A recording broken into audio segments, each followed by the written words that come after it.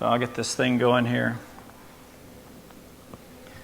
I've tried to limit the amount of Spanish in the presentation because actually Tammy and I have not particularly picked up Spanish. We're still working on it. Tammy's managed to get into a class at Matsu College, and I was on the wait list. I'm going to see if I can get in starting on, tomorrow night, because we want to be able to be more effective when we're down there in Leon. As it turns out, when we travel down there, it's not absolutely necessary that going down there that we be able to speak the language, because Ben, Yasmin, others translate for us. But naturally, in working in any culture, whether it's Mexico or Thailand or any of the other locations that this congregation supports or that we might go, if you are able to speak the language and be more part of the culture, you're much more effective in reaching out to people.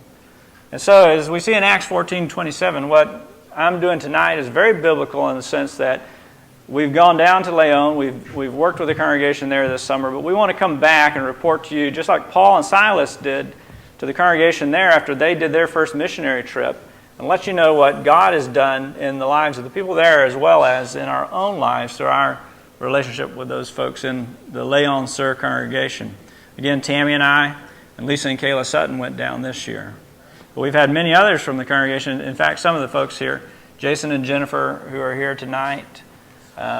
Lauren has gone down with us, Celestia Bolas, Jim Cato, Bill and Amanda went down. I'm probably missing somebody since this is an off-the-cuff remark, but several people from the congregation here have been down there to Leon. When Robert asked if I would like to do this on Wednesday night and have enough material, I told him, well, sure.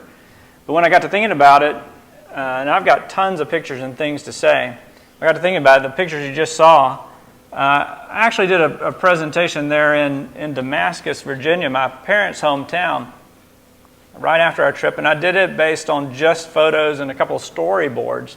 And I managed with a couple of storyboards to go about 45 minutes. So with something like 200 or 300 slides, I don't think I'll have any problem filling the next 15, 20 minutes or so.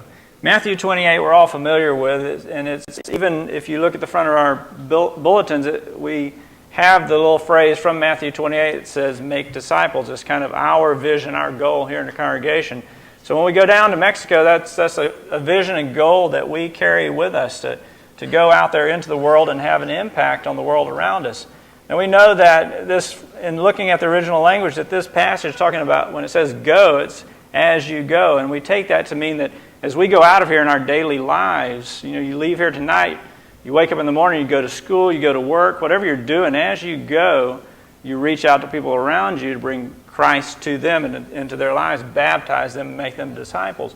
But you also got to realize that if we limit ourselves to going just to the circle of people that we know, we're never going to reach the rest of this passage, which talks about making disciples of all nations. I mean, our personal sphere of influence on a normal daily basis is pretty small. So we have to make our vision bigger. We have to look beyond just the circle of people we interact with on a daily basis. If we fail to do that, our ability to impact the world is limited. And so, for us, and I'm going to encourage you tonight to think beyond the valley, think beyond Alaska, and think, I'm very biased toward the work in Leon, Mexico, but there are a lot of other works that we're involved in. And I personally really believe that we should reach out and do things and go to those places and encourage them so they can encourage us. So I'm not going to sermonize too much about that, but because I can get going on that single slide for a while. It's a long ways to Leon, Mexico. Unfortunately, the way this is set up, the bottom of my slides are not showing up on this screen. I want to point out just a few things. And a lot of people have the very valid question, well, you go to Mexico, isn't that a dangerous place? And there are certainly places in Mexico that I don't necessarily think I would encourage taking a group. Some places you've heard about, like Juarez, Nuevo Leon, or that's Nuevo Laredo, Nuevo Leon State. Monterrey had an incident recently. There's other places on the coast. I think it's cut off, but Acapulco, a few other places where drug trafficking is a real problem, and so certainly there are dangers there. But Leon, as we'll see in a minute, is located right in the center of the country, right about where I've got the laser pointer pointed on the map.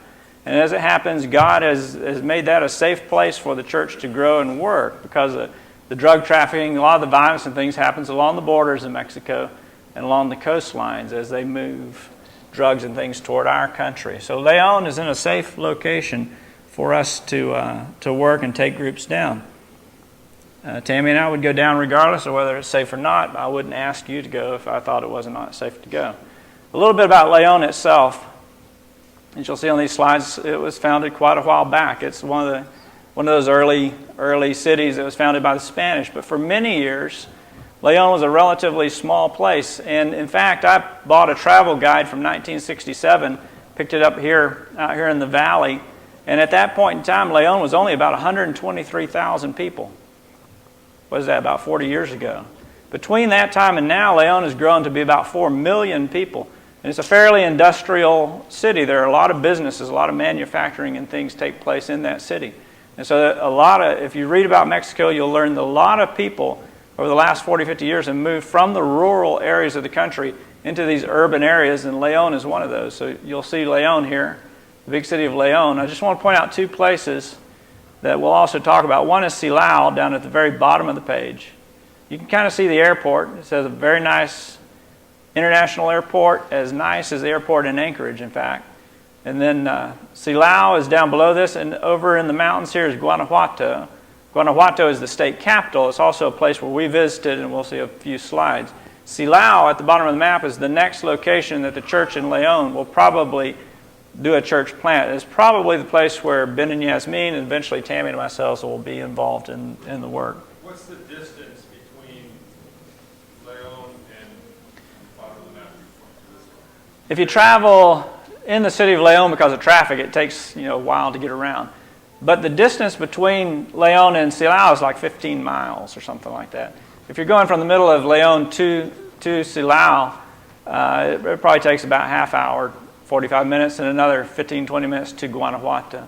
So more or less, and like we took a bus, I think it took about an hour to go from Leon to Guanajuato by bus. And you'll see in some of the slides that public transportation is very common. Buses, taxis, that's the most common way of getting around. People have vehicles, but the vast majority of people use public transportation. It's an urban environment, as I mentioned. There's about 4 million people in the general area. You'll see there's big buildings, nice central location, and Walmart. So it's really a study in contrast. Mexico has from what I've read, Mexico has an average annual income, per capita income is about $14,000. But when you look at how that's distributed, over 40% of the Mexican population lives below the poverty line.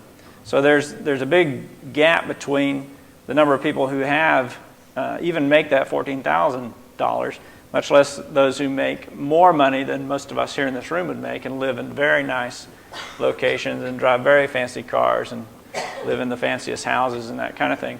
So in Leon, you'll see very nice things like Walmart. There's a very nice shopping mall. There's a couple of malls there.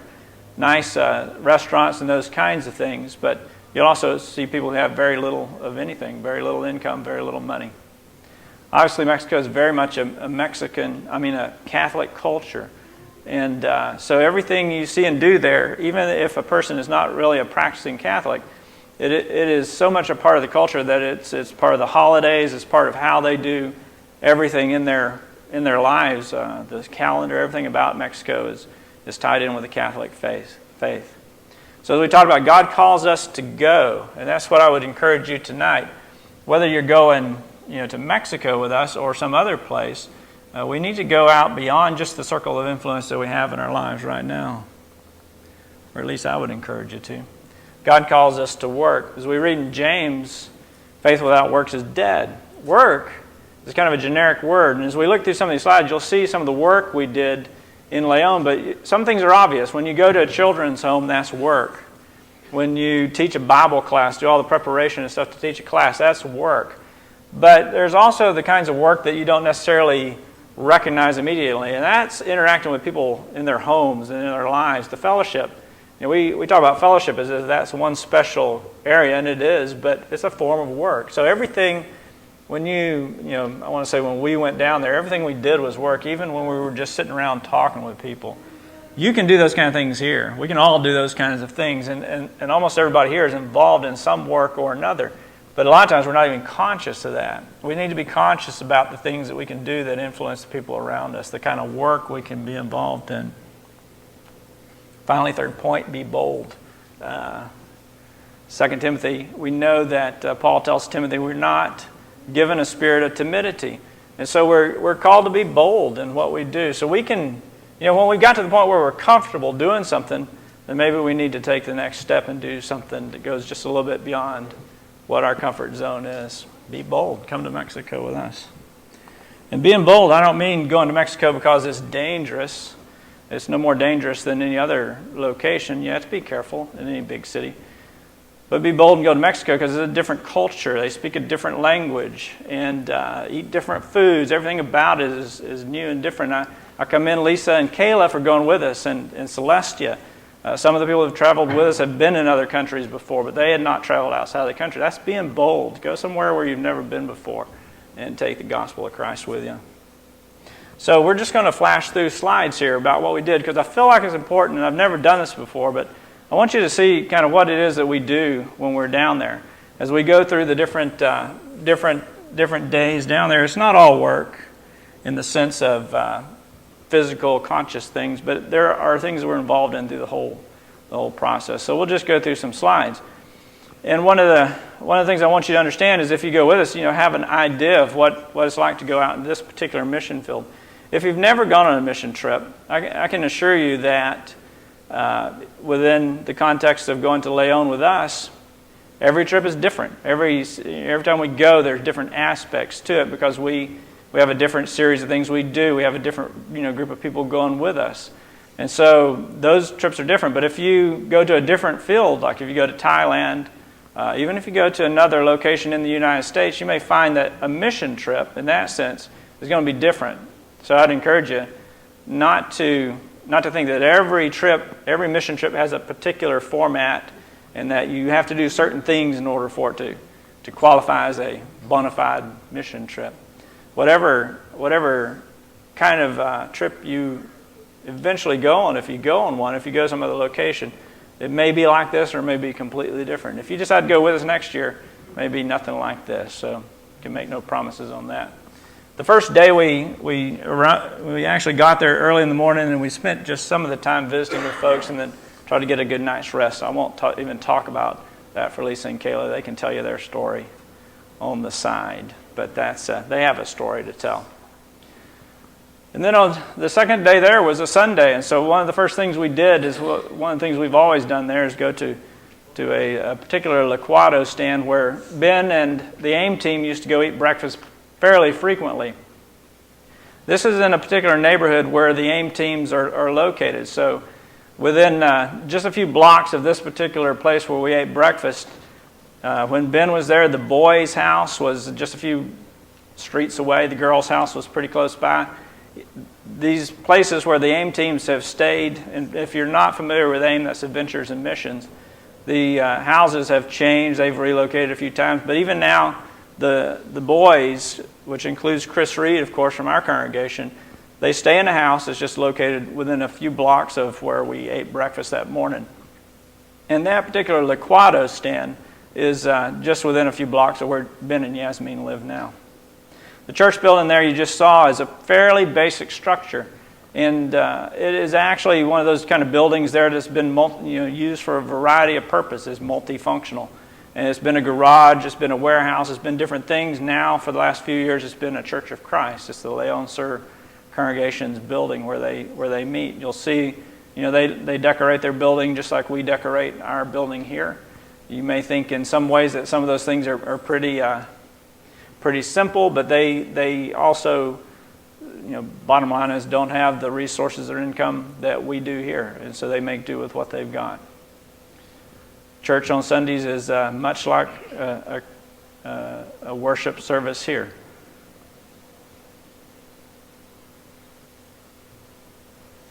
I don't know if this is going to work.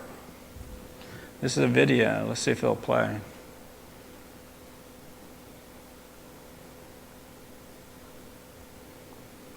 Well, I'm disappointed to tell you that that's not going to do.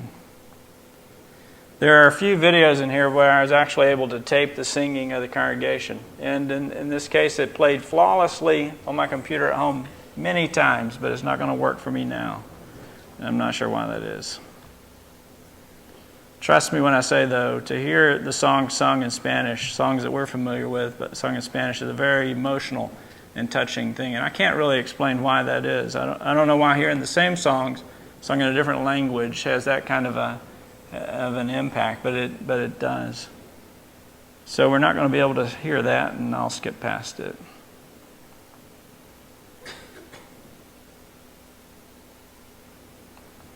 I'll play it for you after if you're interested. I'll disconnect and play that in a little bit. Sunday is service. They have service in the morning, preaching, communion, just like we do here, and then they go to their classes, almost identical to the kinds of things that we would have here. The age groups are broken down. People in the congregation volunteer and they teach the children. Ben here, we're going to skip through because I think this is another video slide. Ben's teaching the teenage young adult class.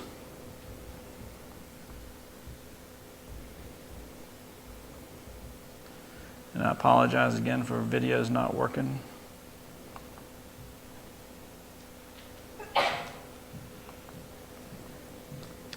And then after classes are done, just like here, the congregation there stands around and talks for a long time. One Sunday a month they have what they call convivio, which is potluck, basically. On the first Sunday we were there, they had it the week before, so they didn't. On the second Sunday we had potluck with them.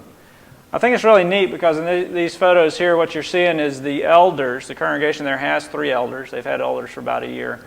Are sending off one of their young people to AIM, just like we've done here many times. In fact, now they have 2 people on the field now. That's Evelyn and then Rafael Espindola. They're both on the field with Amanda Beam from our congregation there in Scotland. Andrea, is at AIM now, is a student there with Betta. And she is the sister of Rafael Espindola. Just like here, sometimes it's just young people end up going, but it's also sometimes families. And as we see in the Cactus family, how that influences a whole family and young people who end up going out into the field. And so they were sending off Andrea, who was leaving that week to go to AIM. She's in Lubbock right now. Just a few pictures looking from the building, the top of the church building there. Wanted you to see what it looks like in the area of where the building is located. Not a lot that's very fancy by comparison to where we live. A quick transition on that second day there. Yasmin kind of walked them through the neighborhood. Tammy and I had been to their house in February, but of course Lisa and Kayla had not. So you're seeing scenes of the neighborhood where Ben and Yasmin live. Again, nothing fancy. Narrow streets, narrow walkways. And then as we came to the end of Sunday there, when we went back to the hotel, we had to have ice cream because it's just what you do in Mexico when it's hot. The third day, we kind of varied our schedule just a little bit. The third day, we went to Guanajuato, which is that Spanish colonial town. And we wanted to make sure that, and we've always done this, we wanted to make sure anyone who goes with us gets to see what it's like to actually be in Mexico and understand some of the cultural aspects of it.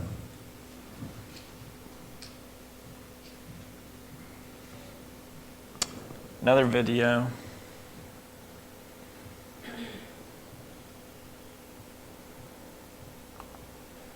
So we started out at Ben and Yasmin's house where Yasmin fixed us a Mexican breakfast. You'll be surprised, maybe. Pancakes.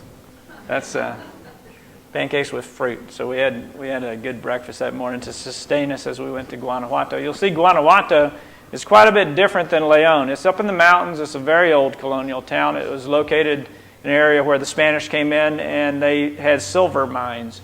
It's still the state capital. There's a lot of very beautiful old buildings there. A big central market. We went to that. We walked around and made sure that Lisa and Kayla got to see some of that aspect because it's such a different environment than León itself. Chris Reed went with us on that day, spent a little bit of time with us, so it was good to spend time with him. And that's one of the things we really wanted to do is to make sure that we spent time with Chris in the field, get to see what he's doing because it's hard to Well, I'm just telling you what I think because I've not been a namer, but it's hard to be in another place, do all these things, and not have an opportunity to share that, with people from your own congregation that are supporting you. We felt like it was important that we spend some time with Chris so that he knew that his work is valued, what he's doing is important. So we made sure we did that in a couple of different ways. One was just spending time with him there in Guanajuato on this particular day.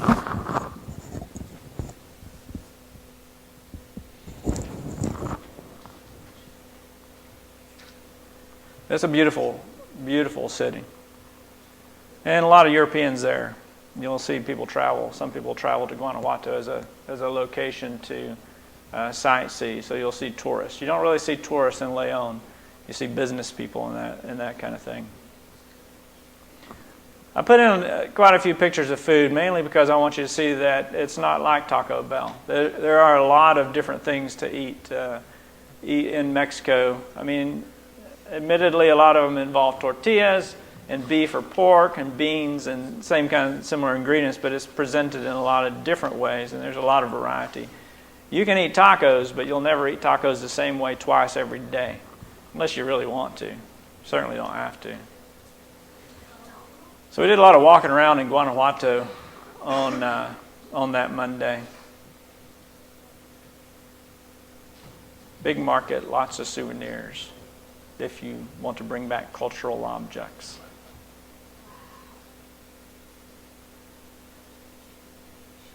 And I wanted to mention, too, that this is when we went this time, we've generally gone at the beginning of summer. Tammy and I have gone in February. This was in what they call the rainy season, the very end of July, beginning of August. So that, and you'll see Ben and Tammy there standing just under the edge of a building because it's raining, it's wet.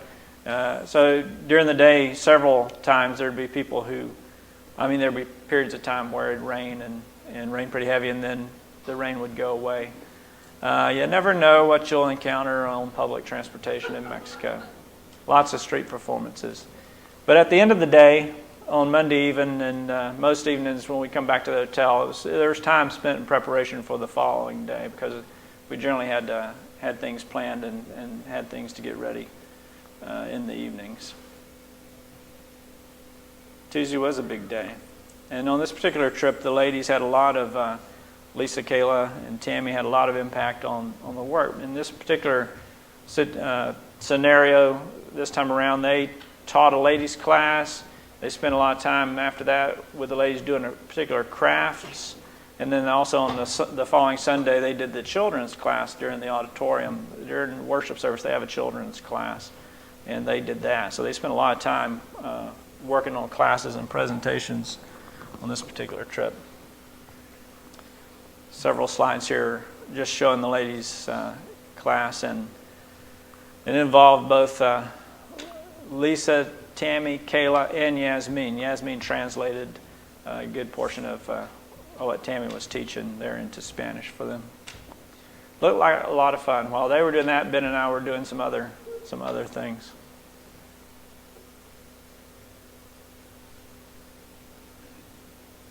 That's one of the things I really want to convey is just that the people in the congregation in Leon serve for reasons that I don't fully understand. I guess maybe I do, but when we go down, Tammy and I go down, it's because that's something that encourages us. It's something that we enjoy.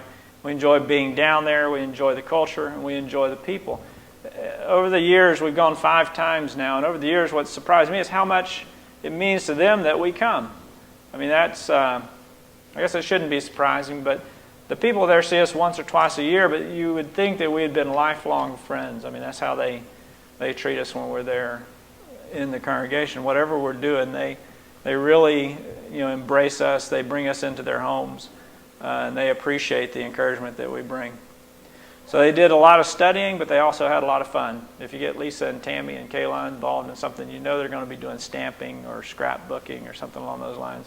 So they were able to, and this is, I think is important, is they were able to take something that they enjoyed doing, go down there and use that as a tool to encourage the ladies there and involve them in an activity that they enjoyed also. Lots of children in Mexico. I don't think the ladies ate. I don't think Lisa and Tammy ate. So we went out and had tacos after they got done with their lesson that morning. A whole different kind of taco. You correct me if I'm wrong, Kayla or Lisa, but I think this was the afternoon after the ladies' class. Kayla went with the Aimers and spent the afternoon with the AIM team, which is, I think, an important thing and good thing for her, but also a good thing for them. They were able to spend that time in the afternoon with her. So we just kind of relaxed in the afternoon with Ben and Yasmin in their courtyard, their little house, their big dog. Ice cream is everywhere, and I'm a firm believer in eating ice cream whenever there's an opportunity. So we walked through the park. There's a park close by, and one of the things we found is that when it's really encouraging to us is that as you travel around there with Ben, he knows a lot of people, and he's in the neighborhood, people he's known over the years, and working in that particular culture, trying to bring people out of the Catholic faith. Maybe it's true here. I know we have folks in our congregation who've come out of Catholicism, but certainly it's true there where it's so infused in the daily lives and culture. It takes a long time. You have to interact with people a long time. You're not having real quick, instant conversions. If you're gonna convert somebody from Catholicism there, you're gonna spend a lot of time with them. Even walking in the park, we ran into somebody that Ben knows, and he took that time, to interact, to reconnect with that person and talk to them. Over periods of time, he's been able to, baptize individuals, some from Yasmin's family, and it's true of the other Aimers there too. It takes sometimes months and years to have an impact on somebody's life. True here, but very true there. Wednesday was another big day. Started out with food again at Ben and Yasmin's house. In this case, though, Yasmin's mom, Gloria, she fixed breakfast for us, an act of service for us, and something we appreciated and something that she's very good at. You may remember last year,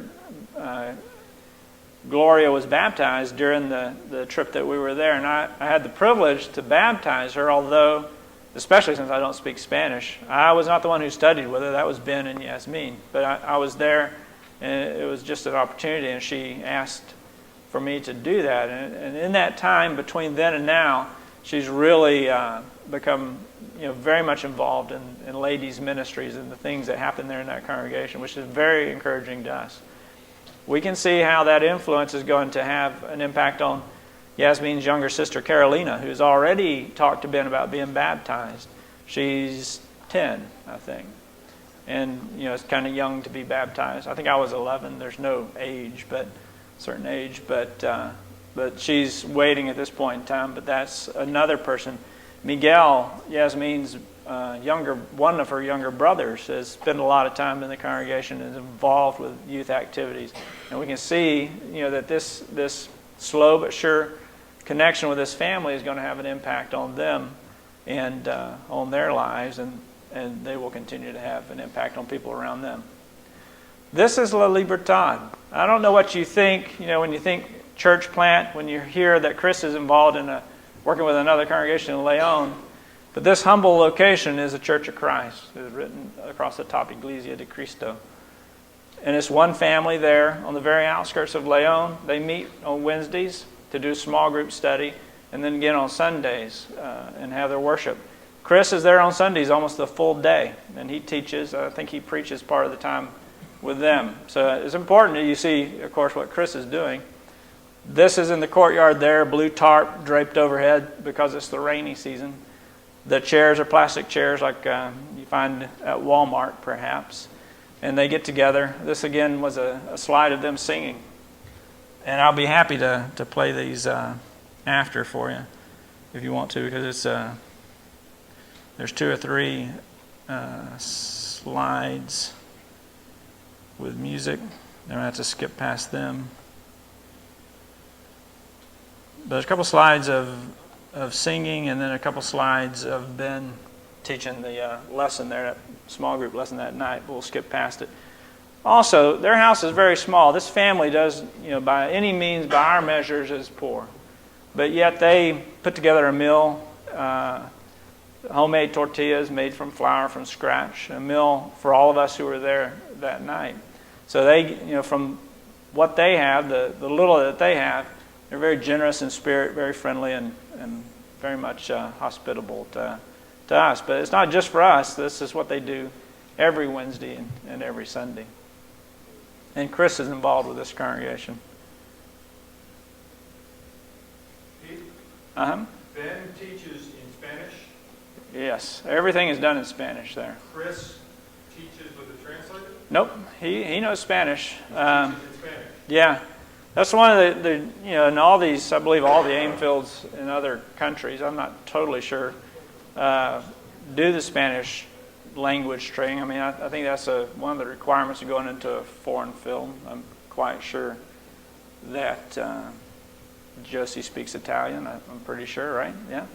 And so in this particular case, Tana Palafox is a teacher, and in some locations the Aimers will go to a school, to a language school to learn language.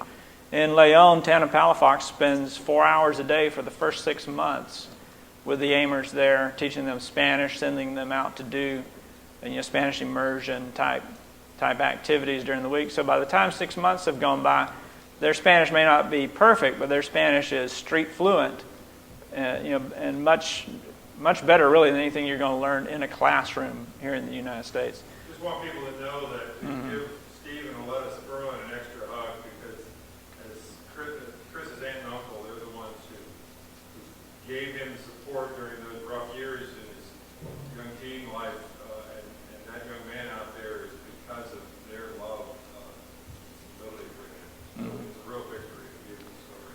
Yeah, absolutely. That's a very good point. And he's not just there. He's having an impact on people's lives there. And that's having an impact on his life, which, of course, anybody who's been to AIM and has been in a foreign field, that's what happens. These were Aimer activities. We had nothing to do with choosing what they did. And you'll see what Chris is doing. Water balloon fights. I wasn't sure if I should show you all that, but the kids loved it. This location is a housing project that it happens that one of the church members, I'm going to say this wrong, Manolo.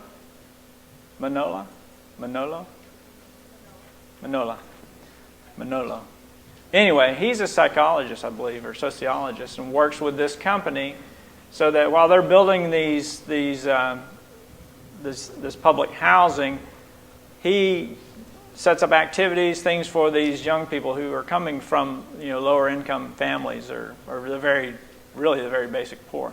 So you have all these children there, and there are different groups come in and do different activities.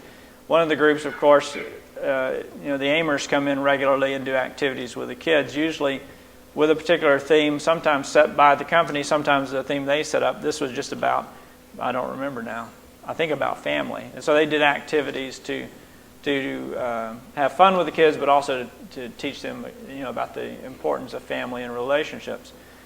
It was important to us too, because not only is that going with them is supporting the Aimers and something they're doing, but it's supporting Manolo, a member of the church, and his the actual work that he's doing on a secular basis, his secular job. And that interaction is important with him and his family too. So they had a lot of fun. I'm thinking there's 5 minutes left, and there's probably 20 minutes of slides. We spent a little bit of time on Thursday after the housing project. We ate pizza with the Aimers. Well, and spent time, of course, with them and the things they're involved in. Little Caesar's Pizza. You can find amazing things in Leon. Another small group study, one that Ben's deeply involved in and has been for a couple of years, with the Orozcos in their home. Just some photos of them. We studied, sang, and then ate a meal together, pozole, which is a particular kind of soup. We all enjoy pozole. One of Ben's favorites, but then every time they have something, it's his favorite. And I'd have to say that's my situation too. I haven't figured out which I like best. But really, a lot of time spent in people's homes and in fellowship. Miguel, he wanted to come with us, which is a good thing because he's, again, not a Christian yet. And we were glad he would want to come into a Bible study and into a home and do that with us. Friday, the week's winding down. We visited a cathedral in town. And we also visited Our Lady of Telecommunication. That's an Amer joke, but it's a Catholic temple up on a hill overlooking the city. One of the reasons we do that is that we wanted to, it's kind of like our cultural activity. We wanted to be able to see the city, just how vast it is, what 4 million people looks like from looking down on them, and just the extent of the work that needs to be done there. Every day starts with a different kind of liquado.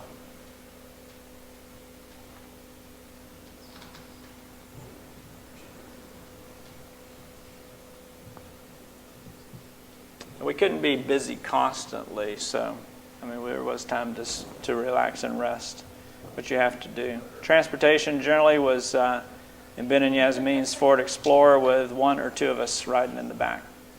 Mexico's like it was in the 1950s. You can ride in the back of open pickup trucks. You can ride 6 in a 4-person vehicle.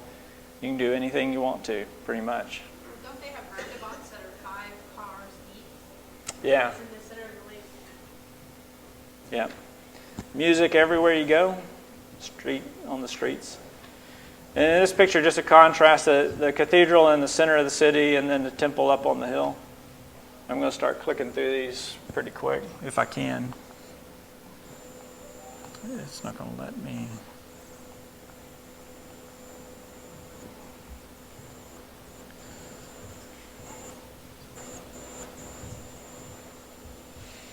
So I'm going to make a real quick change here, if y'all don't mind. I'm going to set this up so I can do this manually.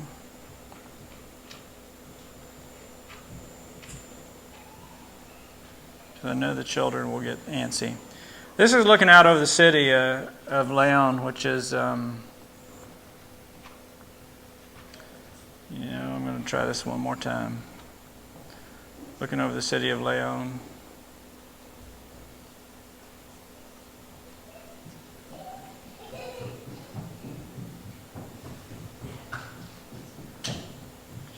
And it's such a large city that we don't know. We think about a congregation of roughly 100 people, more or less. How do 100 people have an impact on 4 million? And if you think about it in those terms, it's pretty overwhelming. It is a congregation in a city that size is just a drop in the bucket.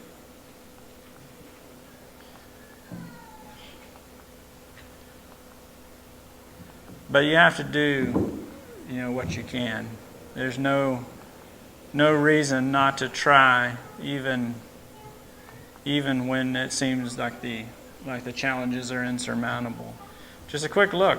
It's you run the gamut from the very literally dirt poor, to the very well off. The mall here we went to and had a meal was just a very, very fancy mall, as nice as anything you'd find anywhere around here.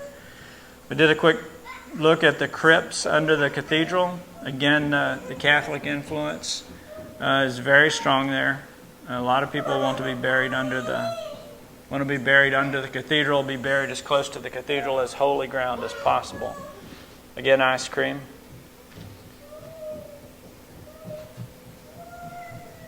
They're still visiting the orphanages? Yeah, and that's what we're about to get to. Probably one of the most touching, most effective things I think we've done in Leon is be involved with the orphanages. Here we went back by the cathedral while there was not a mass in service. We just wanted to take a look at the inside of the building.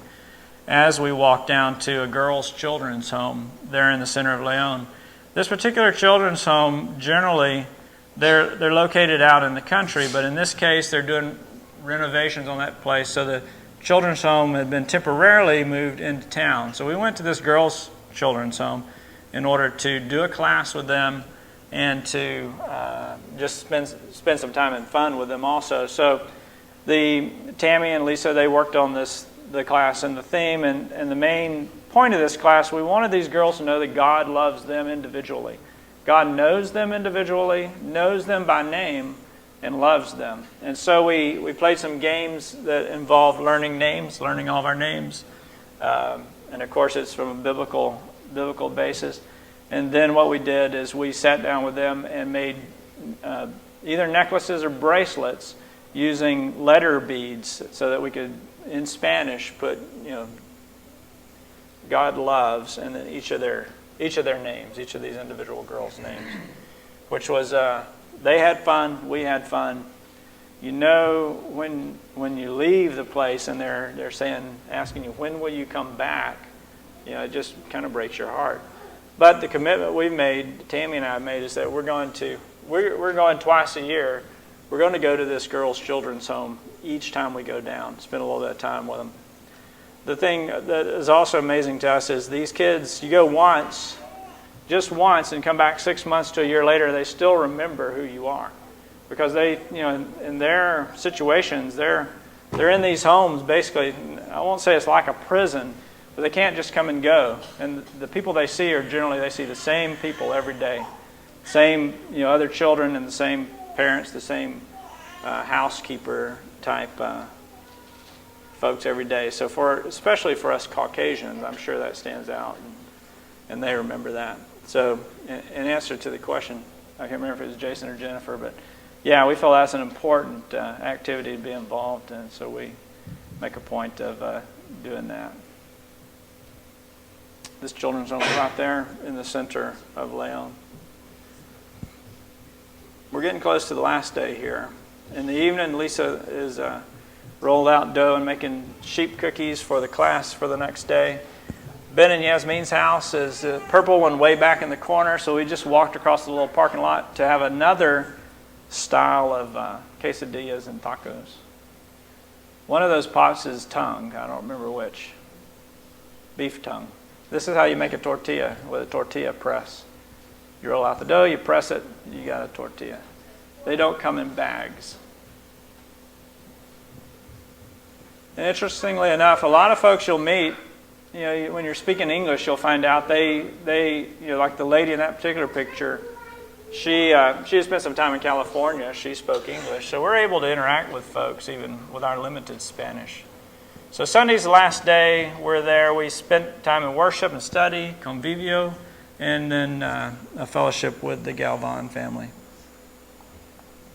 Music and activities Sunday morning there in the square. Again, the church building, bienvenidos, which is welcome. Folks begin to arrive. Lisa, Gayla, and Tammy are still fine-tuning their class. Ben's preaching on Sunday mornings in September. He's done, in August. He's done now. It's September. And during the sermon, the children's class, we'll skip through. There's a video of Yasmin doing a song there with the kids. Kayla is reading the story of the lost sheep to the kids in Spanish. They're making sheep. Here's a proud shepherd. Y'all probably can't see through me. And more children with their sheep. All of them very happy. And sheep cookies. Everybody likes a sheep cookie. Followed by the potluck. That's really good potluck food, by the way. And they surprised me with a 50th birthday cake. In Mexico, they sing a song. It's really fun to have your birthday song in Spanish. Then the tradition is you take the first bite of the cake and they push your face in the cake. So Ben, he didn't push me in too far, just that little bit. These final pictures are just some of the folks of the congregation. These are two of the elders.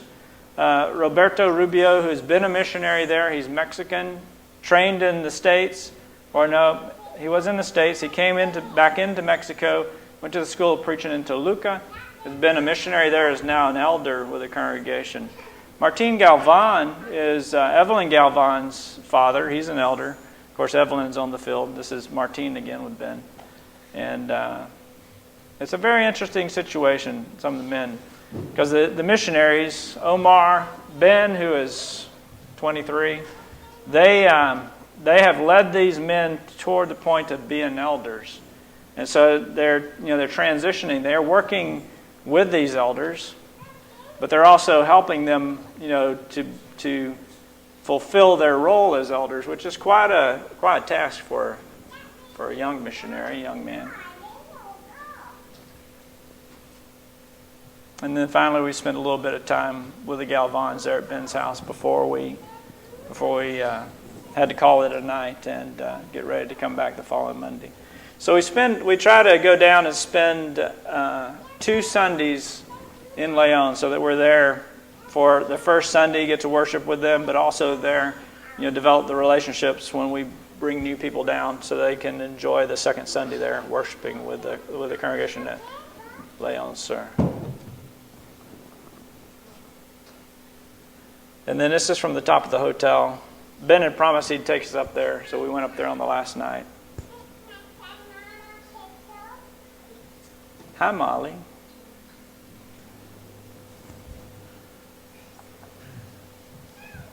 City of Leon doesn't seem to sleep at night. There we are last night in Leon.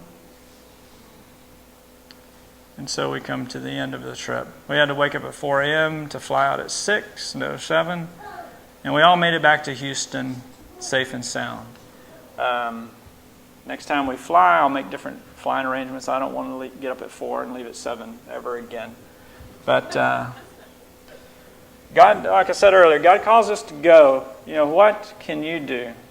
One is pick a place, to make a difference. Whether you're going outside of your own neighborhood, outside of your normal circle of friends, pick a place to go.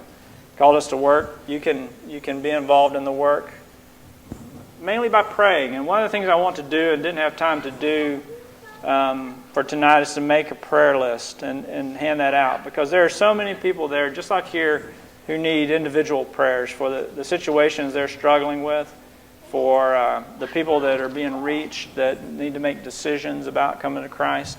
Those are the kind of things that you can be involved in, regardless of whether you ever go to Leon, Mexico, to make that connection, and we'd encourage you to do that. Bottom line is, though, we encourage you to be bold. Go with us. Go beyond what's comfortable and go with us to Leon. But if I honor you if you choose to go somewhere else. Go to Thailand. Go to any of these locations where the Aimers are. You don't have to be a family member to decide to go to Prato or one of the other locations where our AIM teams are, and encourage them. Because if you go out and you encourage the church in these other locations, you're going to come back encouraged. And when you come back encouraged, you're able to come back here and have an impact on the congregation here and on the people that you live around, the people you work with, and the people you randomly meet in the street. We've run out of class time, and so I know young children are quite eager to probably get out and run around, but I'm happy to answer questions. And I can either stay up here and you can come up and ask me questions, or if you have a few questions, I can answer them for the whole group. And then maybe we can have CB lead us in a prayer in a moment, and we'll be dismissed. I appreciate you taking time to be here and to listen to this trip report. We are the connection we make. It's hard. You can't measure things like this. One person going to one place can change so many lives. And so these repeated trips, the Suttons, the Bakers, and that many others have done here and plenty of other places, is just so encouraging. And I hope that this has been encouraging and connecting for us. Thank you, Pete, for sharing it with us. Thank you to you and your family, and to the Suttons for the sacrifice and the joy of doing this. Appreciate it. Are there any questions? We don't want to cut this off if we have more discussion. CB, would you close it?